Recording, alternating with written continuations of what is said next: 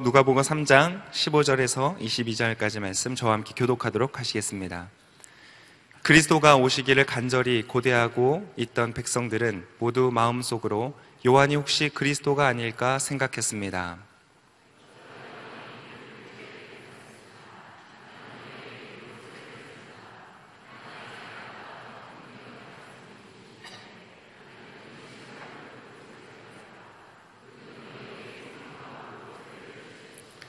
그분은 손에 키를 들고 타작마당을 깨끗이 치우시며 알곡을 창고에 모아드리고 쭉정이를 꺼지지 않는 불에 태우실 것이다.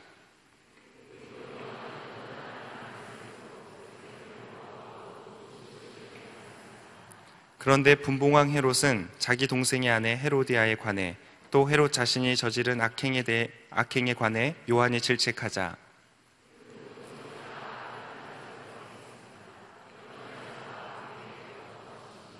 모든 백성이 세례받을 때에 예수께서도 세례를 받으셨습니다. 예수께서 기도하시자 하늘이 열리고 성령께서 비둘기 같은 형상으로 그분 위에 내려오셨습니다. 그리고 하늘에서 한 소리가 났습니다. 너는 내 사랑하는 아들이다. 내가 너를 기뻐한다. 아멘. 네, 이번에 특별히 저희 대학 청년 본부장으로 또 요호사 담당으로 새롭게 오신 목사님을 소개해드리도록 하겠습니다. 저희 대학 청년부 교육자들 사이에서 겸손한 인격과 또 탁월한 영성으로 소문이 나신 우리 목사님이십니다. 목사님 나오실 때, 우리 김승수 목사님 나오실 때 큰 박수로 환영해 주시기 바랍니다.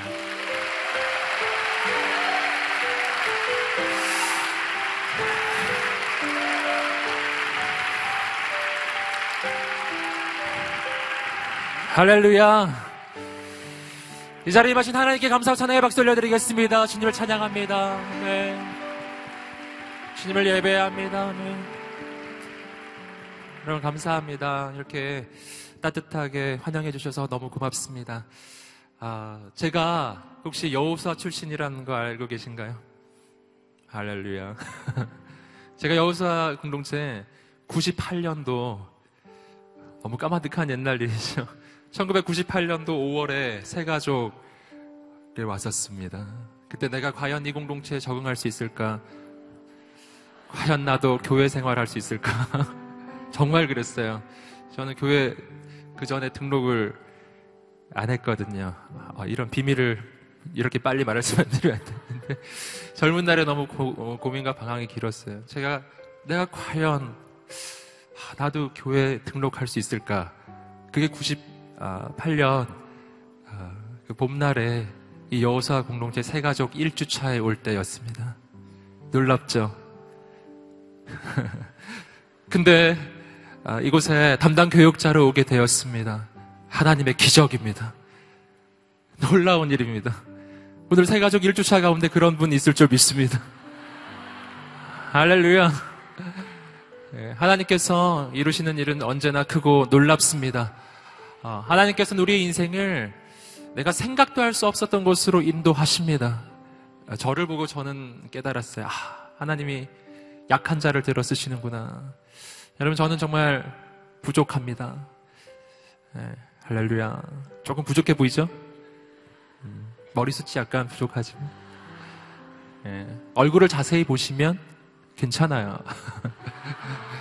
많은 분이 저에게 해주시는 말씀이 가까이에서 보니까 너무 미남이시네요. 그 말을 들을 때마다 마음이 어려워요. 그 멀리서 볼 때는 어떻다는 여러분 격려하고 축복합니다. 알고 보면 좋은 사람이에요. 우리가 함께 할 때 하나님께서 그거 놀라운 새 일을 이루실 줄 믿습니다. 나는 약하나 하나님은 강하십니다. 나는 부족하지만 하나님은 부족하지 않으십니다. 나는 실수하지만 하나님은 완전하신 분이십니다. 때로 내가 실수하고 실패할 수 있지만 하나님은 그것을 뒤집어 주시는 분이십니다. 우리는 그 하나님을 신뢰합니다. 하나님께서 역사하실 줄 믿습니다. 제가 멀리서 이 여사 공동체를 볼 때 얼마나 감동이 되는지 몰라요. 얼마나 아름답고 놀라운 예배 공동체인지, 예배 현장에 오면 얼마나 감동이 되는지, 얼마나 축복이 되는지 모르겠습니다. 이 예배의 열정이 계속되기를 소망합니다. 더 커지기를 소망합니다. 여호사 공동체가 머무는 공동체가 아니라 이 시대 이 땅 가운데 그거 놀라운 하나님의 역사에 쓰임받는 공동체 되기를 소망합니다. 아멘. 함께 그 길을 가면 좋겠습니다. 여러분, 최선을 다해 섬기고 여러분을 사랑하고 그리고 하나님을 섬기겠습니다. 잘 부탁드리겠습니다. 잘 부탁드리겠습니다. 할렐루야. 아멘. 함께 기도하시고 말씀 나누겠습니다. 하나님 아버지 감사합니다. 오늘 우리에게 오셔서 주의 음성을 들려 주시옵소서. 감사하며 예수님의 이름으로 기도드립니다. 아멘. 오늘 말씀은 예수님이 오실 길을 예비했었던 세례 요한의 이야기, 그리고 드디어 예수님이 공생의 사역을 처음으로 시작하는 그 부분의 이야기를 다루고 있습니다. 세례 요한과 예수님을 함께 다루고 있어요. 오늘 그래서 이 두 사람의 모습을 함께 볼 것입니다. 세례 요한을 볼 때 오늘 우리가 이 시대 이 땅 가운데 예수님의 오실 길을 예비하는 이 시대의 세례 요한으로 쓰임받게 되기를 소망합니다. 예수님은 우리의 인생의 영원한 모델이십니다. 오늘 우리가 함께 예수님의 그 첫 모습을 볼 때 오늘 우리도 예수님처럼 놀랍게 쓰임받는 인생이 되기를 소망합니다. 말씀을 우리가 함께 다시 보시겠습니다. 우리 15절 말씀을 함께 읽어보겠습니다. 시작.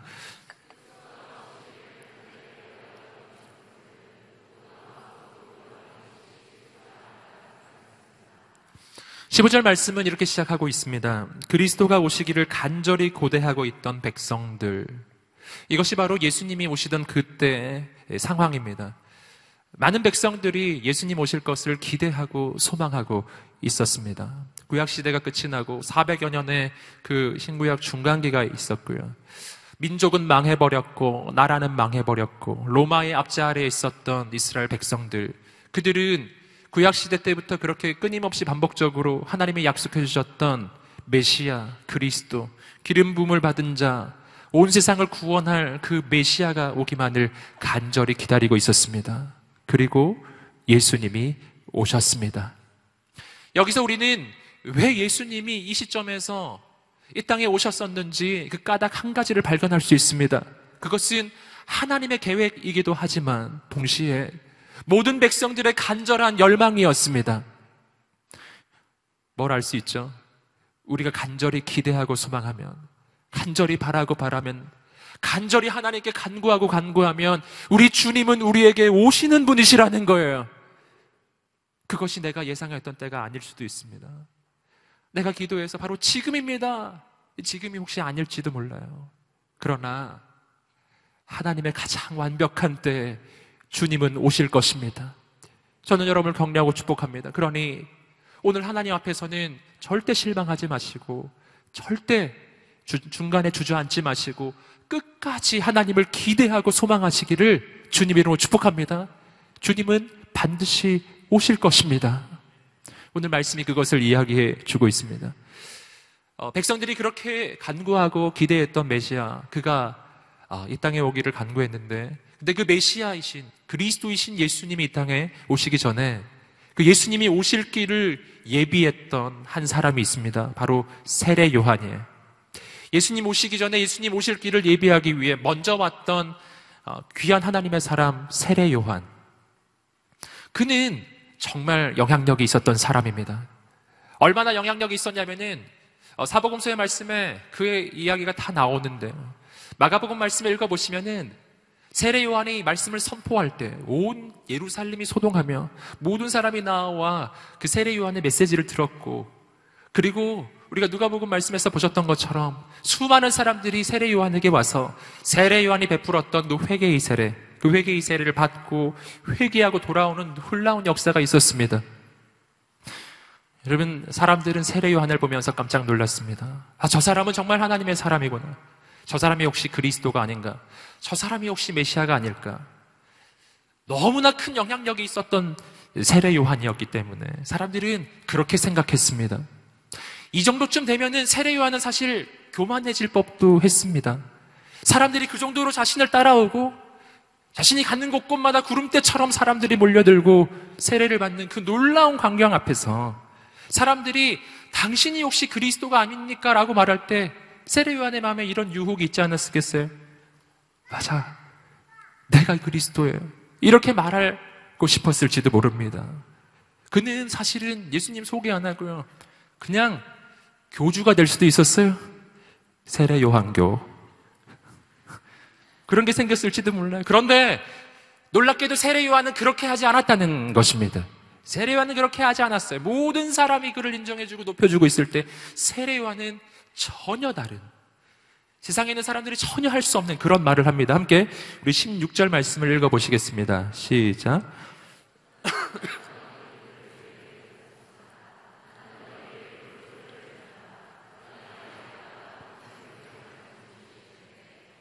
나는 그분의 신발끈도 풀 자격이 없다.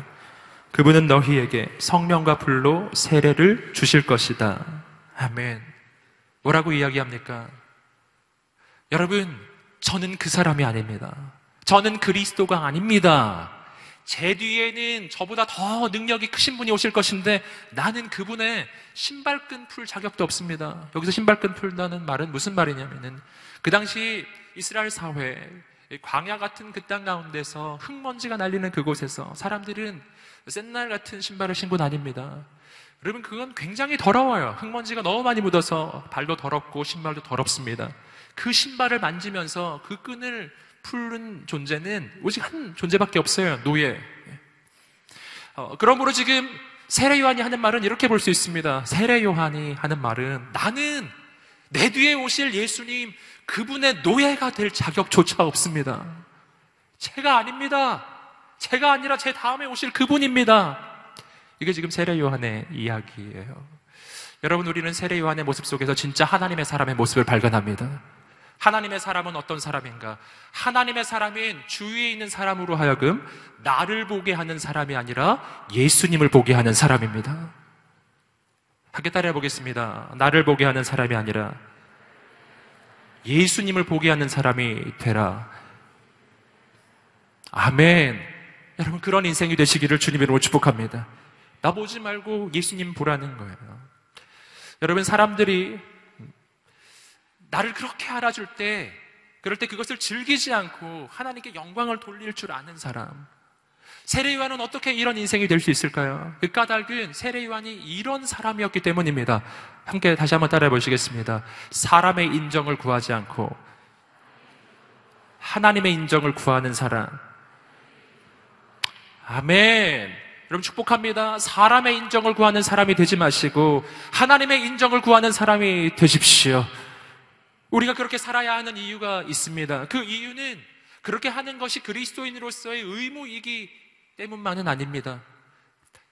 사람의 인정이 아니라 하나님의 인정을 구해야 하는 이유는 그렇게 하는 것이 우리 인생에 더 유익하기 때문입니다. 이게 더 유익해요. 내가 사람의 인정을 따라 살아가면은 내 인생에는 문제가 생기기 시작합니다. 왜 그런지 아세요? 왜냐하면 사람의 평가는 언제나 왔다 갔다 하기 때문입니다. 사람의 평가는 언제나 공명정대하지가 않아요. 어제 이 친구가 오늘 적이 되고 오늘의 친구가 내일에 또 적이 되고요. 계속 바뀝니다. 사람의 인정을 따라 살아가면 내 인생은 마치 물결치는 바다에 흔들리는 조각배 같은 그런 인생이 될 것입니다. 내 인생이 왜 이렇게 요동치는지 아세요? 내 인생이 왜 이렇게 불안한지 아세요? 사람 앞에 살고 있기 때문입니다. 사람의 눈치를 보느라, 사람의 인정을 구하느라 너무 힘이 든 거예요. 여러분, 한 가지 중요한 사실을 깨달아야 합니다. 사람은 나의 인생을 결정할 수 없습니다. 사람은 내 인생을 결정지을 수 없습니다. 그러니 사람 앞에 서지 마십시오.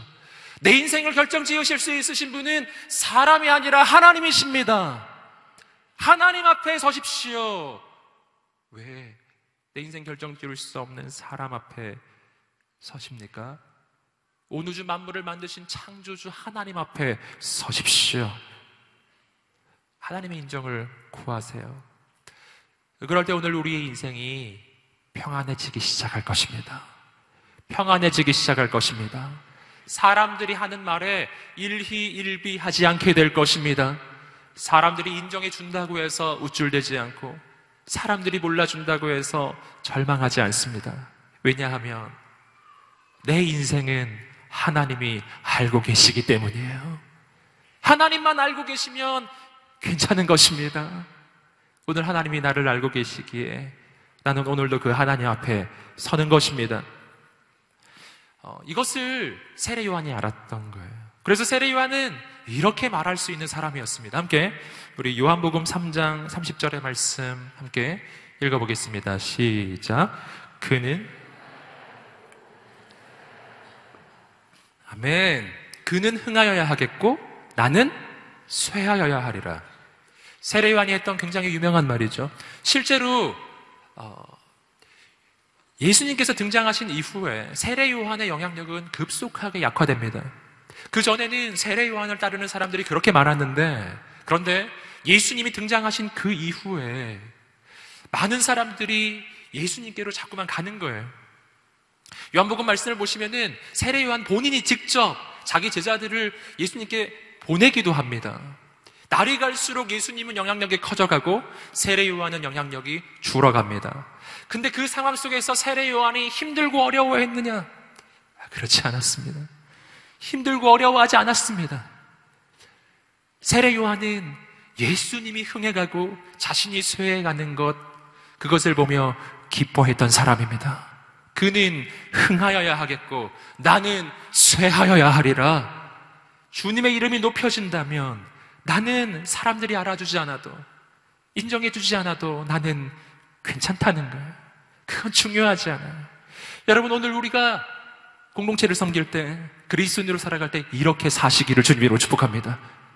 그러면 문제가 사라질 것입니다. 할렐루야. 옆 사람에게 다시 한번 말해주겠습니다. 하나님 앞에 서십시오. 아멘. 세례 요한의 이러한 모습 가운데서 우리는 또 한 가지 중요한 영적인 교훈을 발견할 수 있습니다. 그것은 우리가 이 땅을 살아나갈 때, 섬길 때, 그리스도인으로 살 때 사람들을 대하는 방법입니다. 어떻게 사람들을 대해야 하는가? 오늘 우리는 사람들을 많이 갈구합니다. 어떻게 해서든지 사람들을 내 사람 만들고 싶어 해요. 어딜 가나 나와 함께 할 사람을 찾습니다. 그게 우리의 모습이에요. 왕따가 될까봐 전전긍긍하는 모습이죠. 어딜 가나 사람을 찾아요. 여러분, 오늘 우리는 말씀을 통해서 우리가 어떤 인생 살아야 하는지 발견합니다. 사람을 따라가지 마시고 주님을 따라가십시오. 사람을 찾지 마시고 주님을 찾으십시오. 이걸 또 다른 말로 하면 이렇게 말할 수 있습니다. 사람들을 내 사람으로 만들지 말고 주님의 사람으로 만드십시오. 사람들을 내 사람 만들지 말고 주의 사람으로 만들라는 거예요. 여러분, 오늘 여기 우리 공동체 안에서 이것은 적용할 수 있습니다. 여러분, 여기 순장님들, 리더십들 많이 계시죠? 순장님들이 어떻게 하셔야 되는가? 순원을 내 사람 만들려 하지 마시고 주님의 사람으로 만드십시오. 여러분, 세상에 나가서도 마찬가지예요. 사람들을 내 사람 만들지 말고 주의 사람으로 만드십시오. 그러면 주님께서 그를 나의 동역자로 붙여주실 것입니다. 내가 아무리 애를 써도 그 어느 누구도 진짜 내 사람으로 만들 수 없습니다. 내가 누구를 믿을 수 있어요? 오늘 이 사람을 내 사람으로 만들었다 한들 그는 내일이 되면 마음이 바뀔 사람이라고요. 어찌 인간에게 내 인생을 거냐고요.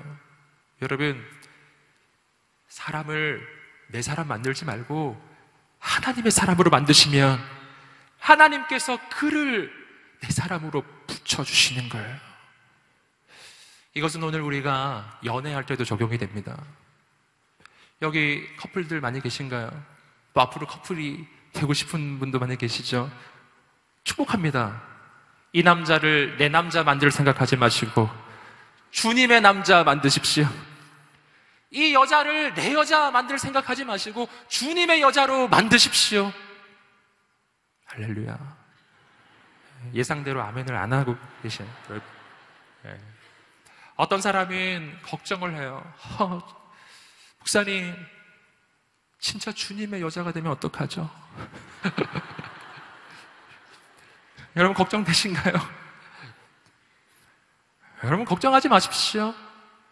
내가 이 여자를 내 여자로 만들려고 한다고 해서 만들 수 있는 게 아니에요. 아까도 말씀드렸죠. 사람의 마음은 하나님이 움직이십니다.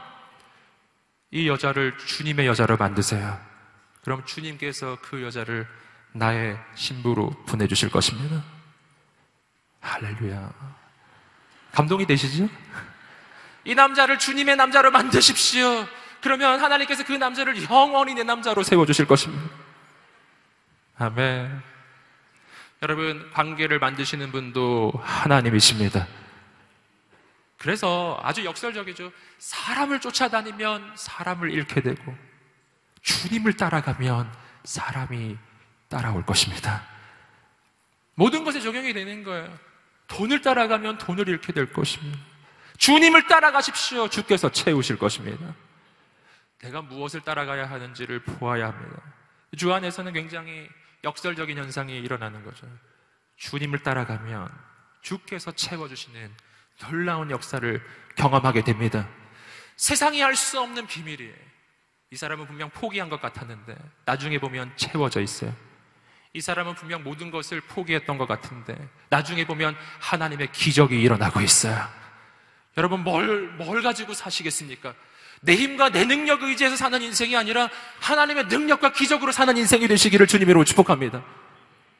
아멘. 그는 흥하여야 하겠고 나는 쇠하여야 하리라.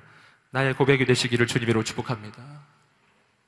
이때 세례 요한이 자신과 예수님을 비교해서 하는 한 가지 중요한 설명이 있습니다. 그건 세례에 대한 설명이었습니다. 그 설명을 다시 한번 우리 자막을 통해서 다시 한번 보시겠습니다. 우리 16절 말씀을 다시 한번 보시죠. 16절 말씀 읽어보겠습니다. 시작. 그러자 요한이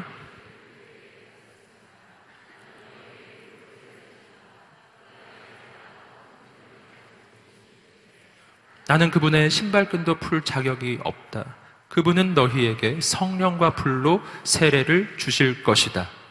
자, 나는 너희에게 물로 세례를 주지만 이후에 나보다 더 능력 있으신 분이 오실 것인데 그분은 너희에게 뭘로? 성령과 불로 세례를 주실 것이다. 차이가 있었죠? 세례 요한이 주는 세례는 물 세례입니다. 그 후에 오실 예수님이 주실 세례는 성령과 불로 주는 세례입니다. 달라요. 물 세례는 어떤 의미를 가지고 있습니까? 이 상황에서, 이 텍스트 상에서의 이 물 세례의 의미는 세례 요한이 주는 세례입니다.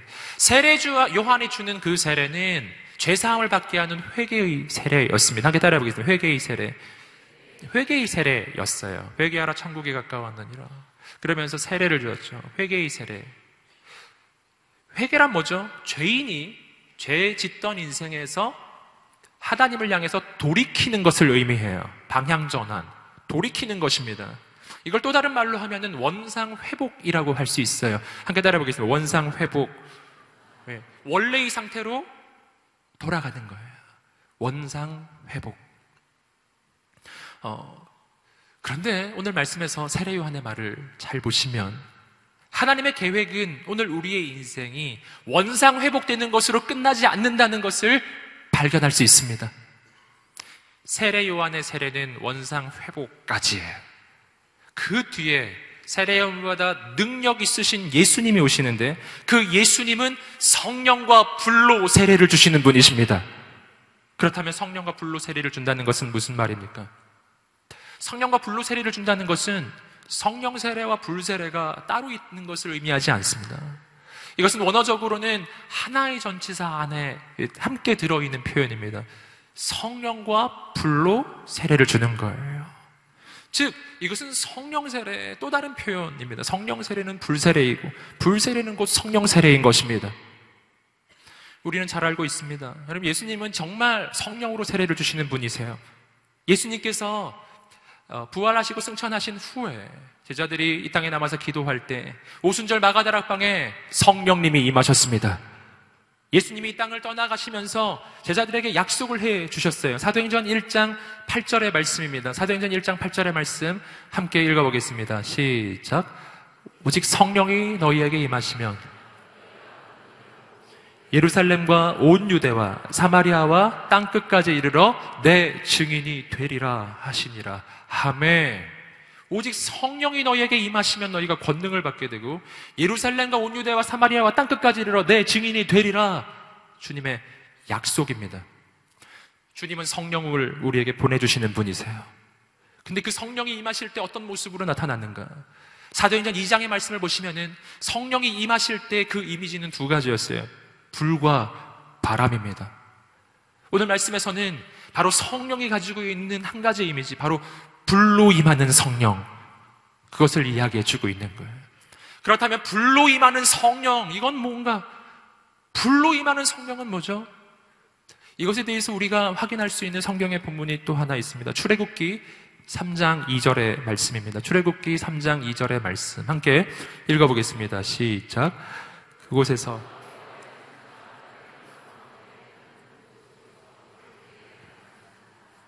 모세가 보니 떨기나무에 불이 붙어 있는데 타지는 않았습니다. 이것은 모세가 처음으로 민족의 지도자로 부름을 받을 때의 모습입니다. 모세가 처음으로 민족의 지도자로 부름을 받을 때 하나님께서는 모세에게 한 그림을 보여주셨습니다. 이미지. 그것은 떨기나무에 불이 붙어 있는데 타지 않는 모습이었습니다. 떨기나무에 불이 붙은 것 자체는 이상한 것이 아니에요.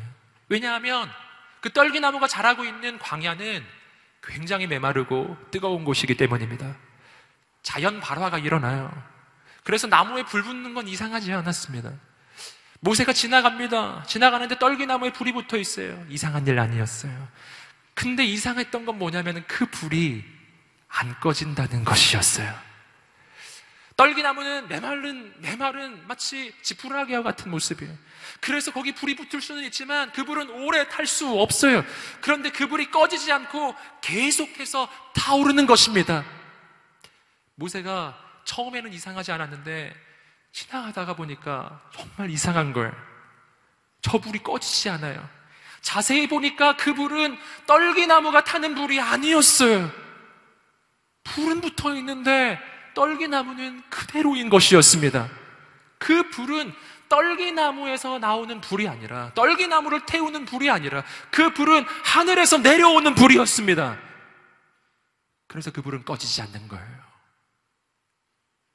이것이 성령의 불입니다. 성령의 불. 하늘로부터 내려오는 불이에요. 저는 오늘 우리의 인생, 오늘 우리 여호수아 공동체, 이곳에 예배에 참석하고 있는 모든 하나님의 사람들을 축복합니다. 오늘 우리에게 하늘로부터 내려오는 불이 있게 되기를 주님의 이름으로 축복합니다. 우리에게는 두 가지 종류의 불이 있을 수 있습니다. 한 가지 불은 나를 태우는 불입니다. 나 자신을 태우는 불, 이것도 불이에요. 그러나 그 불은 오래 가지 않아요. 자신을 불태우는 사람이 있어요. 오래 가지 않아요. 금방 꺼집니다. 금방 소진되고 금방 쓰러집니다. 우리에게는 새로운 불이 필요해요. 그 불은 하늘로부터 내려오는 불이에요. 나를 태우는 불이 아니라 하늘에서 내려온 불이 내 인생에 있을 때 이 불은 영원히 타오를 것입니다. 우리 인생에 그러한 성령의 불이 있을 때 우리 인생은 뛰어가도 지치지 않고 달려가도 쓰러지지 않을 것입니다. 독수리처럼 날아오르게 될 것입니다. 오늘 우리 인생에 성령의 불이 있게 되기를 주님으로 축복합니다. 성령의 불은 능력의 불이에요. 이 불이 오늘 우리의 인생에 있게 되기를 주님으로 축복합니다. 그래서 예수님이 주시는 성령과 불로 주는 세례, 이것은 능력의 세례입니다. 세례 요한이 주었던 회개의 세례는 원상 회복이었다면 이제 원래로 돌아온 거예요. 그렇다면 예수님은 우리에게 오셔서 성령과 불로 세례를 주셔서 이전에 우리가 알 수 없었던 새로운 능력을 부어 주십니다. 그래서 오늘 우리가 이전에 할 수 없었던 일을 할 수 있게 해주시는 거예요. 제자들에게 성령이 임하셨을 때 그들이 뛰쳐나가서 복음을 전하고 교회를 세웠던 것처럼 강하고 담대한 인생이 되었던 것처럼 오늘 우리에게 성령과 불로 세례가 임하여 능력이 생기게 되기를 주님의 이름으로 축복합니다. 계속해서 우리가 17절 말씀을 함께 읽어보겠습니다. 17절입니다. 시작. 그분은 손에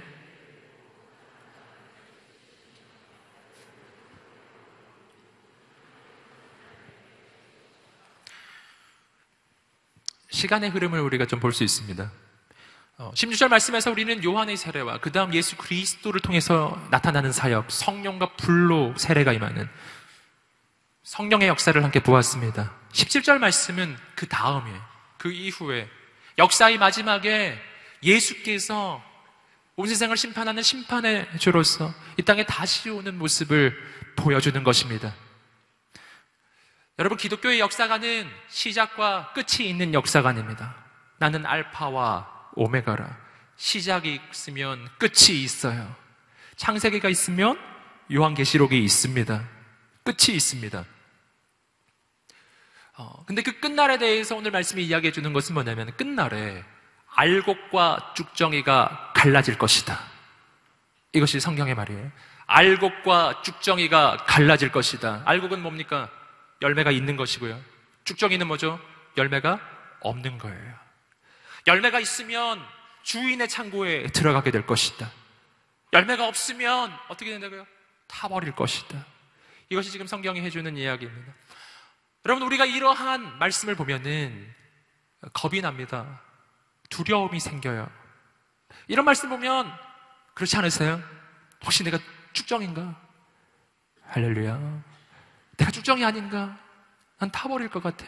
혹시 그런 불안과 염려함이 있습니까? 여러분, 이 말씀은 우리에게 겁주는 말씀이 아니에요. 이 말씀은 오히려 우리에게 소망이 되는 말씀입니다. 왠지 아세요? 왜냐하면 이 일이 아직 일어나지 않았기 때문입니다.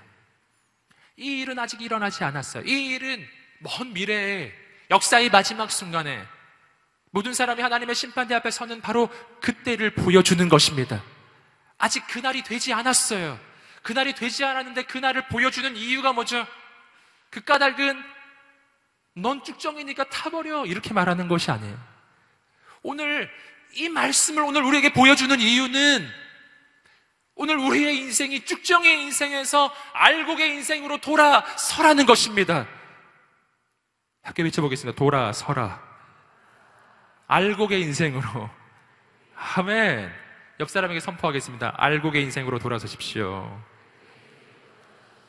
알곡의 인생으로 돌이키셔야 해요.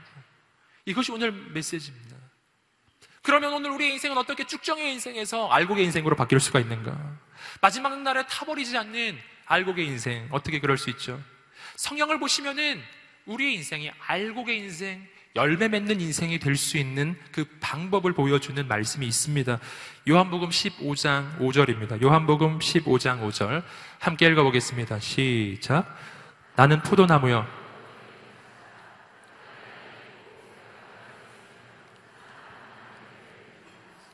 나를 떠나서는 너희가 아무것도 할 수 없다. 15장 5절의 말씀, 요한복음 15장 5절의 말씀에서 예수님께서는 우리의 인생이 열매 맺는 비결을 알려주고 있습니다. 나는 포도나무요, 너희는 가지라.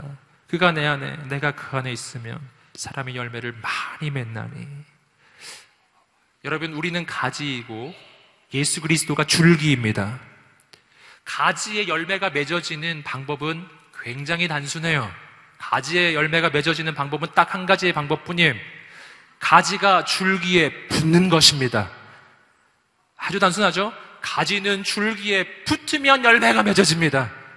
떨어지면 열매가 맺어지지 않을 것입니다. 아주 단순합니다. 오늘 우리의 인생 가운데 언제 열매가 맺어지는가? 나는 나 스스로에게 열매를 맺을 수 있는 방법도 없고 능력도 없어요. 이걸 우리가 깨달아야 합니다. 나 스스로는 내 인생에 열매를 맺을 수 있는 능력도 없고 힘도 없습니다. 마치 가지에 열매를 맺을 방법이 없는 것과 같아요. 뿌리는 줄기에 달려 있거든요. 가지에 양분이 공급되려면 줄기에 붙는 길 말고는 없습니다. 오늘 우리의 인생에 열매가 맺어지기 위해서는 줄기 대신 예수 그리스도에게 붙는 길밖에 없습니다. 다른 길은 없습니다. 예수님께 붙으십시오. 예수님께 붙으십시오. 절대 떨어지지 마십시오. 붙어 있으면 열매가 맺어집니다. 붙어 있기만 하면 열매가 맺어집니다. 내 인생에 지금 열매가 안 맺어지고 있는 이유는요, 예수님에게서 떨어져 있기 때문에. 여러분, 가지는 자신이 애쓰고 힘쓸 필요가 없습니다. 가지는 힘쓸 필요가 없어요. 붓기만 하면 돼요. 근데 가지가 스스로의 힘으로 열매를 맺으려고 애를 쓰면 쓸수록 더 힘들어집니다. 여러분, 오늘 우리의 인생에 열매를 맺는 인생 되려면 내 힘으로 애쓰고 힘쓰는 것이 아니라 주께 붙는 것, 이건 다른 말로 하면 주님을 더 의지하는 것입니다. 옆 사람에게 말해주겠어요. 주님을 더 의지하십시오. 네. 더 의지하십시오. 할렐루야. 더 의지하세요. 더 의지할수록 더 많이 맺어질 것입니다. 더 의지할수록 더 놀라운 역사가 나타날 것입니다. 이것이 세상과 다른 거예요. 내가 힘쓰면 힘쓸수록 별일이 안 일어날 것입니다. 주님을 더 의지할수록 하나님의 놀라운 역사가 나타날 것입니다. 이것이 오늘 우리의 믿음입니다. 계속해서 18절부터 20절까지 말씀은 세례 요한의 또 다른 사역을 보여주고 있습니다. 함께 18절부터 20절까지 말씀을 보겠습니다. 시작.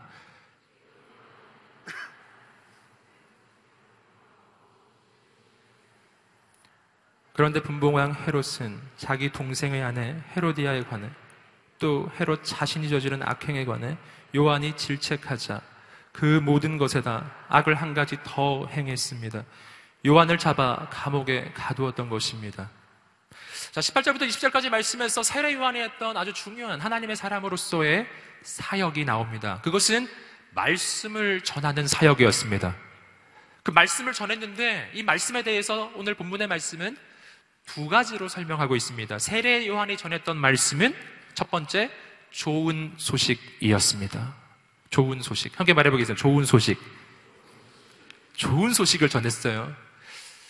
세례 요한이 전했던 그 소식은 굿뉴스였어요. 좋은 소식. 또 다른 말로 하면 복음이었습니다. 그가 전했던 소식이 무엇입니까? 그가 전했던 그 소식의 핵심 내용은 오늘 방금 전에 읽었던 그 내용입니다. 내 뒤에 오시는 분은 나보다 능력이 크신 분이신데 내 뒤에 오시는 그분께서는 너희에게 성령과 불로 세례를 주실 것이다. 세례 요한이 전했던 가장 좋은 소식은 사람들로 하여금 예수 그리스도를 보게 한 것이었습니다. 세상에서 제일 좋은 소식이 뭔지 아시겠습니까? 예수 그리스도예요. 예수 그리스도예요. 이게 제일 좋은 소식이에요. 여러분, 세상에 많은 문제들이 있습니다. 그 모든 문제의 근원은 무엇입니까? 그건 사람들에게 하나님이 없다는 문제예요. 그게 제일 핵심이에요.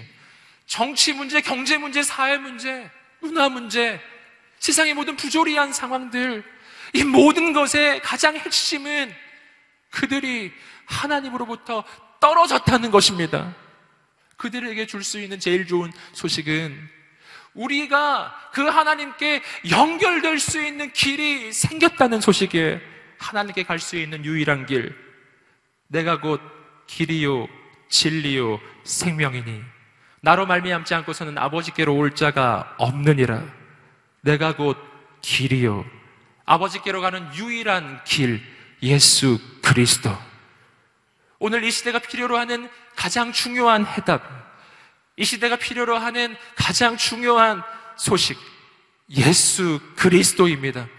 내가 사람들에게 줄 수 있는 가장 좋은 선물, 예수 그리스도이십니다. 아멘. 세례 요한은 그 예수 그리스도를 증거했습니다. 보라, 하나님의 어린 양이로다. 아멘. 여러분, 세례 요한이 했던 또 한 가지는 사회에 부정의한, 사회에 하나님께서 보시기 하나님의 그 기준에 벗어난 것에 대한 하나님의 기준을 말하는 것이었습니다. 오늘 말씀에 19절 말씀을 보시면은 헤롯 왕 이야기가 나옵니다. 이 헤롯 왕은 예수님 태어나던 당시에 예수님을 죽이려고 2살이한 남자아이를 다 죽였던 그 헤롯 왕이 아니고요. 그 헤롯 왕은 헤롯 대왕이라고 부르는 아버지고요. 지금 여기 본문에 나오는 이 헤롯 왕은 아들입니다. 헤롯 가문이라서 다 헤롯이라는 성을 쓰고 있습니다. 이 헤롯은 헤롯 안디바라고 부르는 헤롯 대왕의 아들인데, 헤롯 대왕 아들들이 헤롯 대왕이 다스리던 부분을 좀 나눠 맡았습니다. 여러분, 이 사람이 굉장히 악한 일을 저질렀어요. 그가 오늘 성경 말씀을 보시는 대로 그의 형제 아내였던 헤로디아가 있습니다. 그 헤로디아와 간음을 저질렀을 뿐만 아니라 그 헤로디아와 결혼까지 했어요. 이건 있을 수 없는 일이 일어났죠. 거기에 대해서 아무도 말하지 않고 있을 때 세례 요한이 그것에 대해서 말했습니다. 그리고 투옥됩니다. 여기서 우리는 한 가지 중요한 사실을 발견할 수 있습니다. 이 시대와 이 땅은 하나님의 기준을 필요로 한다는 것입니다. 예수님 당시에, 지금 세례 요한 당시에도 세상은 부조리하고 세상은 다 제 갈 길로 자기 좋은 대로 행하고 있는 그 시대, 오늘 지금 우리가 살고 있는 이 시대는 더한 시대, 모두 다 그냥 자기 좋은 대로, 자기 보기에 좋은 대로, 자기 욕망대로, 자기 편한 대로 그렇게 걸어가면 된다고 생각하는 바로 이 시대에 누군가 절대적인 기준을 이야기하면 절대적인 기준을 이야기했기 때문에 오히려 어려움을 당하게 되는 바로 이 시대에 오늘 하나님의 기준을 말하는 하나님의 사람이 필요합니다. 여러분 삶의 현장에서 하나님의 기준이 되는 사람 되시기를 주님의 이름으로 축복합니다. 마치 지하실에 있는 사람이 지하에서만 살면서 본인이 해를 한 번도 못 봤기 때문에 해가 없다고 주장한다고 해서 해가 없어지는 것이 아닌 것처럼, 여러분 절대적인 기준은 없다고 주장한다고 해서 없어지는 것이 아닌 거예요. 이 시대의 기준은 오직 하나밖에 없습니다. 하나님이 세워주신 기준입니다. 건물을 세울 때 다림줄로 수직으로 세워가는 것이 필요합니다. 기준이 필요한 거예요. 여러분, 기준이 없이 자기 마음대로 건물을 지으면 그 건물은 높이 세워지면 높이 세워질수록 더 위험합니다. 곧 무너질 거예요. 여러분, 세상을 바라볼 때 화려하다고 해서 부러워하지 않게 되기를 주님 이름으로 축복합니다. 화려하고 크다고 해서 대단한 건 아니에요. 기준에 맞게 세워지지 않았다면 곧 무너진다는 뜻이에요. 너무 위험한 거죠. 여러분, 이 시대에는 하나님의 기준을 말할 줄 아는 사람이 필요합니다. 여러분이 그 사람 되시기를 주님으로 축복합니다. 그렇게 했는데 지금 세례 요한이 큰 어려움을 당하고 있습니다. 투옥을 당해요. 그러나 세례 요한이 투옥을 당한다고 해서 하나님의 역사는 멈추지 않습니다. 하나님의 역사는 계속돼요. 예수 그리스도가 오십니다. 여러분, 하나님의 역사는 멈추지 않습니다. 함께 계속해서 21절의 말씀을 읽어보시겠습니다. 시작.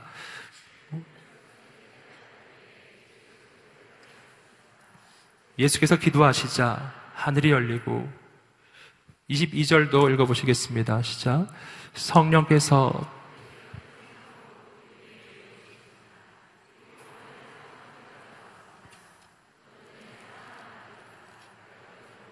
아멘. 드디어 예수님이 등장하셨습니다. 세상은 세례 요한을 옥에 가두었지만 그러나 세례 요한보다 크신 분이 그 뒤에 오고 계시다는 것을 몰랐어요. 세상은 하나님의 역사를 막을 수 없습니다. 세상은 하나님의 역사를 중단시킬 수 없어요. 예수님이 이 땅 가운데 오셔서 처음 하셨던 일이 중요합니다. 예수님이 이 땅에 오셔서 뭐를 처음 하셨죠? 세례를 받으셨습니다. 예수님이 세례 받으셨다는 것은요, 아주 중요한 사실을 말해줍니다. 왜냐하면 예수님은 세례 받을 필요가 없는 분이시기 때문이에요. 세례는 죄 있는 사람이 그 죄를 씻기 위해서, 죄사함 받기 위해서 받는 것이 세례입니다. 그래서 세례는 오직 죄인들에게만 해당 사항이 있어요. 그런데 예수님은 죄가 없으신데 세례를 받습니다. 왜 그렇게 하셨죠? 왜냐하면 예수님은 죄 없으시지만 우리 대신 우리의 죄를 짊어지시고 우리를 대신해 죽으시는 분이시기 때문이에요. 그분은 내 대신 죄인의 자리에 서셔서, 그래서 나를 하나님의 아들로 만들어주시는 분이시기 때문입니다. 그분은 죄인이 아니에요. 근데 죄인의 자리에 서신 것입니다. 우리는 사랑이 뭔지 발견해요. 진짜 사랑은 내가 사랑하는 사람을 위해서 하지 않아도 될 일을 하는 것입니다. 사랑이란 그런 거예요. 사랑이란 내가 사랑하는 그를 위해서 내가 가지 않아도 될 곳에 가는 것입니다. 사랑하는 그를 위해서 내가 치르지 않아도 되는 대가를 치르는 것입니다. 이것이 사랑이에요. 주님이 당신을 사랑하십니다. 예수님이 당신을 사랑하십니다. 그 사랑의 증거가 예수 그리스도의 십자가를 하지 않아도 될 일, 그 일을 나를 위해 해주신 것입니다. 하나님의 아들 예수 그리스도, 그분이 내가 있는 이 낮고 낮은 이 죄인의 자리로 자기 자신을 낮추어서 오신 거예요. 그가 내 대신 죄인이 되어주셔서 나는 하나님의 아들이 되었습니다. 그가 내 대신 십자가를 지셔서 나는 살게 되었습니다. 이것이 사랑이에요. 예수님께서 세례를 받으실 때 하늘로부터 놀라운 역사가 나타납니다. 다시 한번 우리 22절의 말씀을 읽어 보시겠습니다. 22절 읽겠습니다. 시작. 성령께서 비둘기 같은 형상으로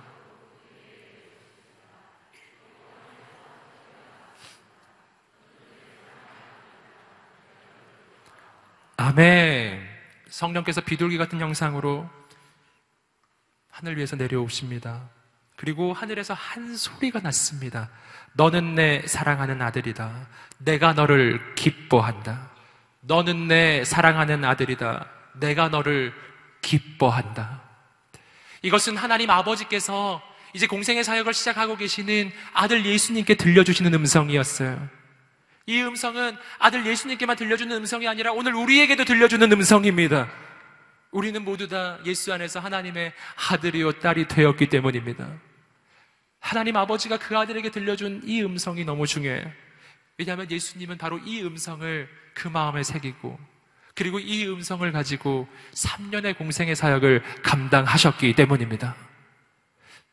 하나하나가 중요한데, 먼저 첫 번째입니다. 너는 내 사랑하는 아들이다. 너는 내 사랑하는 아들이다. 이것이 하나님께서 아들 예수님에게 첫 번째로 해준 말이에요. 이것은 아버지가 아들에게 해주는 말입니다. 너는 내 아들이야. 이건 무슨 말이죠? 지금 막중한 공생의 사역을 앞두고 있는 예수님에게 이 말씀은 아버지의 보장의 말씀입니다. 내가 너를 책임지겠다. 내가 너를 책임질 거야. 아들아, 염려하지 말아라. 내가 너를 책임질 거야. 이 음성이 오늘 우리에게 들려주시는 하나님의 음성입니다. 너는 내 아들이다. 이 말은 또 무슨 말입니까? 이것은 오늘 우리의 인생이 가지고 있는 영적인 정체성을 말해주는 거예요. 나는 하나님의 아들이에요. 아들이라고 하는 정체성은 영원히 바뀌지 않습니다. 아들은 바뀌지 않는 조건이에요. 오늘 여러분이 하나님의 아들이요 딸이 되었습니다. 바뀌지 않을 것입니다. 세상은 속삭여요. 내가 실수했을 때, 내가 실패했을 때, 내가 무언가 잘못을 저질렀을 때, 네가 그러고서도 무슨 하나님의 아들이야. 네가 그러고서도 무슨 하나님의 딸이야. 이렇게 말할 거예요.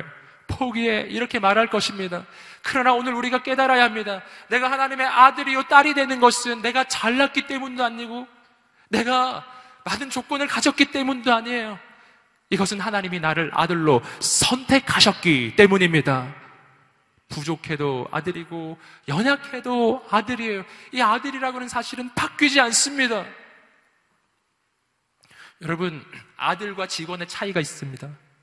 아들은 약하고 부족할수록 아버지가 더 돌봅니다. 전에도 한번 말씀드렸지만 저에게는 아들이 있어요. 이제 11살이 된 아들입니다. 우리 아들이 굉장히 많이 까불고 막 장난치고 막 그러는데 한 번은 굉장히 아팠어요. 아파서 누워서 힘이 없이 누워있는 거예요. 제가 그 모습을 보고서 이런 쓸모없는 녀석, 힘도 없는 놈, 나가, 이렇게 하지 않았어요. 우리 아들이 연약할수록 더 귀하게 대해주었습니다. 죽 싸오고 그거 먹으라고 그것도 못 먹으면 죽을 해주고, 제가 한 건 아니고 우리 아내가. 여러분, 아들은 약하면 약할수록 더 귀하게 여깁니다. 그게 아들이에요. 직원은 달라요. 직원은 약하면 자릅니다. 어떤 사람은 하나님을 아버지로 모시지 않고 사장님으로 모시는 사람이 있어요. 하늘에 계신 사장님. 여러분, 그러면 신앙생활 하는 게 굉장히 불안해요. 언제 잘릴지 모르거든요. 잘릴까봐 무서워서 벌벌 떨면서 사는 인생 아니라니까요. 이런 찬양이 있죠. 내가 연약할수록 더욱 귀히 여기사. 할렐루야. 주님을 찬양합니다.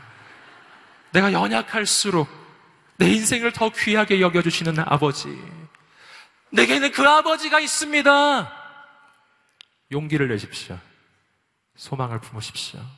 당신은 하나님 앞에 직원이 아니고 아들이에요. 여러분, 또 한 가지 음성이 있어요. 내가 너를 기뻐한다. 우리가 주목해서 볼 것은 이때 예수님이 별로 한 게 없을 때라는 사실. 예수님 한 게 별로 없어요. 뭐 하셨죠? 별로 한 게 없어요. 아무것도 아직 한 게 없는데 아버지가 말해주세요. 내가 너를 기뻐한다. 무슨 말이죠? 여러분, 아빠는 아들을 기뻐해요. 그 존재 자체를 기뻐합니다. 그냥 있기만 하면 되는 거예요. 여러분, 우리는 자꾸만 이런 생각을 해요. 내가 무엇을 해야 아버지를 기쁘게 해드릴까? 아니라고요. 난 그냥 가만히 있어도 아버지가 기뻐하십니다. 내가 대단한 일을 이루었기 때문에 아버지가 나를 기뻐하는 것이 아니고, 아버지는 나를 기뻐하시기 때문에 나를 통해 하나님의 놀라운 일을 이루실 것입니다. 반대예요. 내가 대단한 일을 이루었기 때문에 하나님이 나를 가치 있게 여기시는 것이 아니고, 하나님이 나를 가치 있게 여기시기 때문에 부족한 나를 통해서 새 일을 이루실 것입니다. 순서가 바뀐 거예요. 하나님이 당신을 기뻐하십니다. 말로 할 수 없이 기뻐하십니다. 그 모습 그대로 기뻐하십니다. 주의 음성을 들으세요. 너는 내 사랑하는 아들이라. 내가 너를 기뻐하노라. 옆 사람에게 말해주겠습니다. 내가 너를 기뻐하노라. 아멘. 주의 음성이에요. 내가 너를 기뻐하노라. 세상은 우리의 인생을 향해서 언제나 무언가를 요구합니다. 뭔가를 해내라고 하고 뭔가를 갖추어야 된다고 이야기하고, 우리는 언제나 불안하고 염려하고 초조합니다. 아버지는 그렇지 않아요. 내가 너를 사랑하노라. 내가 너를 기뻐하노라. 너는 내 아들이다. 영원히 바뀌지 않는 나의 아들이다. 오늘 이 시간이 주의 음성을 듣는 시간 되기를 간절히 소망합니다. 너는 무언가 대단한 것을 이루었기 때문에 내게 가치 있지 않고, 너는 아들이기 때문에 가치 있다. 할렐루야. 염려하지 마시기를 주님의 이름으로 축복합니다. 아멘. 옆 사람에게 한번 말해주시겠습니다. 당신은 하나님의 사랑받는 아들입니다. 아멘. 사랑받는 딸입니다. 딸 포함된 거예요. 한 번 더 말해주겠습니다. 당신은 하나님의 사랑받는 사람 옆에 앉아 있습니다. 아멘. 우습게 보면 안 돼요. 나는 부족한 것처럼 보여도 우리 아버지는 굉장하거든요. 우리 아빠가 누군지 알아? 할렐루야. 하늘에 계신 아버지. 여러분, 오늘 우리의 인생 가운데 그러한 영적인 확신이 있게 되기를 주님의 이름으로 축복합니다. 이 시간에 우리를 사랑하시는 그 하나님께 나아가겠습니다. 기도하며 나아갈 때 오늘 예배 가운데 주님의 음성을 들으세요. 내가 너를 사랑하노라. 내가 너를 사랑하노라. 너는 내 사랑하는 아들이라. 너는 내 사랑하는 딸이라. 내가 너를 기뻐하노라. 조건을 갖추었기 때문이 아니고 자격이 있기 때문이 아니고 그냥 너는 내 아들이다. 난 그냥 너를 사랑한다. 사랑에는 이유도 없고 조건도 없어요. 그냥 사랑하는 거예요. 여러분, 아버지 앞에 서세요. 나의 아버지 앞에 서십시오. 세상의 소리를 듣지 마십시오. 마귀의 소리를 듣지 마십시오. 언제나 마귀는 나의 자격과 조건을 따져요. 넌 그런 자격, 너는 그런 조건으로 뭘 할 수 있겠냐고 이야기하지만 아버지는 그러지 않아요. 아버지는 말해요. 내가 너를 책임질 것이다. 내가 너를 붙들 것이다. 아버지 앞에 서십시오. 안심하십시오. 평안하십시오. 염려하지 마십시오. 이 시간에 기도하면서 주 앞에 나아갈 때, 아버지, 내가 그 아버지 앞에 살게 하여 주시옵소서. 세상 소리 듣지 않게 하여 주시옵소서. 이 예배 가운데 이 오후에 주님 들려주시는 그 음성을 듣게 하여 주시옵소서. 내가 너를 사랑하노라, 내가 너를 기뻐하노라, 그 음성 듣게 하여 주시옵소서. 그리고 주님 앞에, 그 주님의 그 음성 앞에, 그 주님의 품으로 아버지를 향해 기도하며 나아가겠습니다. 할렐루야. 주님 아들아, 아멘. 내가 너를 잘하노라. 사랑내 따라 내게 축복 더하노라.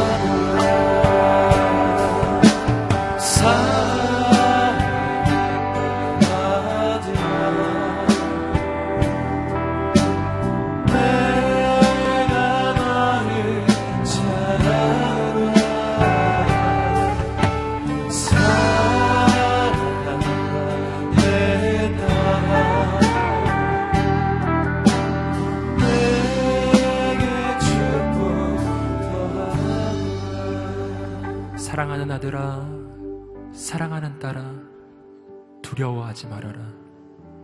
놀라지 말아라. 나는 너의 아버지다. 아버지의 그 음성을 듣게 하여 주시옵소서. 이 시간 예수 그리스도를 명하노니 두려움이 떠나갈지어다, 낭망함이 떠나갈지어다, 절망함이 떠나갈지어다, 예수 그리스도를 명하노니 모든 근심이 떠나갈지어다, 불안함이 떠나갈지어다. 아버지여, 아버지가 나의 아버지이신 것을 믿게 하여 주시옵소서. 아버지가 내 인생을 붙잡고 계신 것을 믿게 하여 주시옵소서. 늘 아버지 앞에 서게 하여 주시옵소서. 아버지를 붙잡게 하여 주시옵소서. 오늘 이 시간에 우리 가운데 임하여 주시옵소서. 할렐루야. 주님, 나의 아버지가 되시는 그 아버지의 손을 잡고 일어나게 하여 주시옵소서. 평안할지어다, 평안할지어다, 용기를 낼지어다, 담대할지어다. 나의 아버지가 되신 아버지 하나님이 계시기에 내가 용기를 냅니다. 할렐루야. 주님, 나의 아버지 되신 하나님은 내 인생을 세우십니다. 그래서 아들 예수님을 보내주셔서 오늘 나에게 성령과 불로 세례를 주십니다.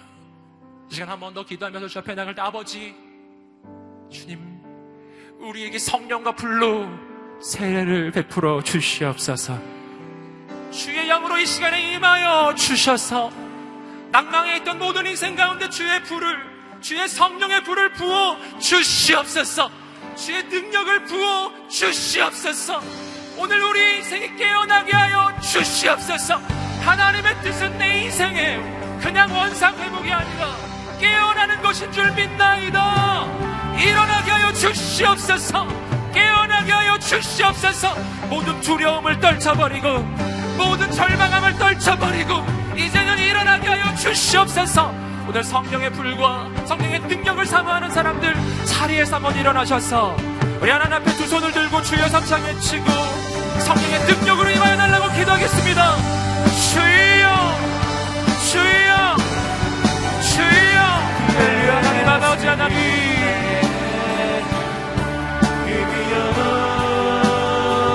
예수의 주의 생명이라 성령님 예수의 나의 지나버려 찬송한 예수의 나의 그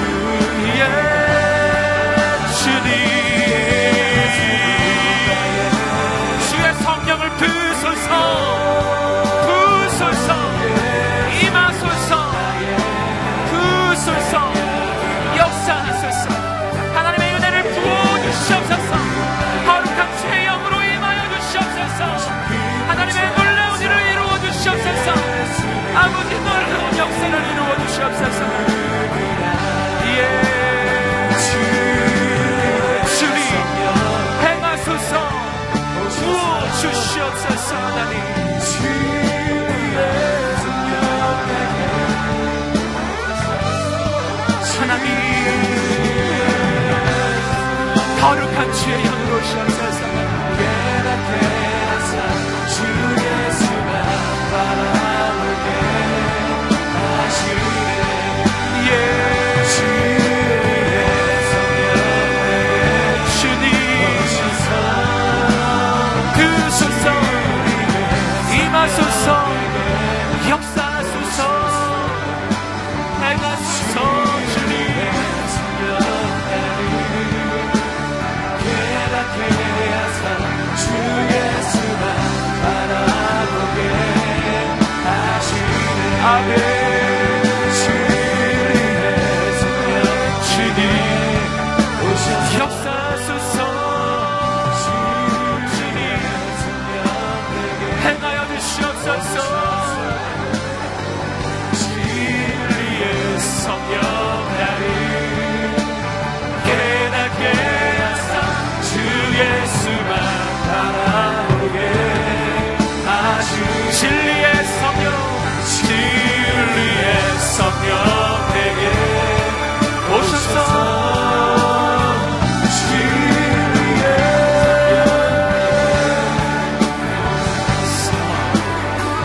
진리의 성령 내게 깨닫게 하사 주 예수만 바라보게 하시네. 주님, 아멘. 아멘. 주님, 할렐루야. 임하소서.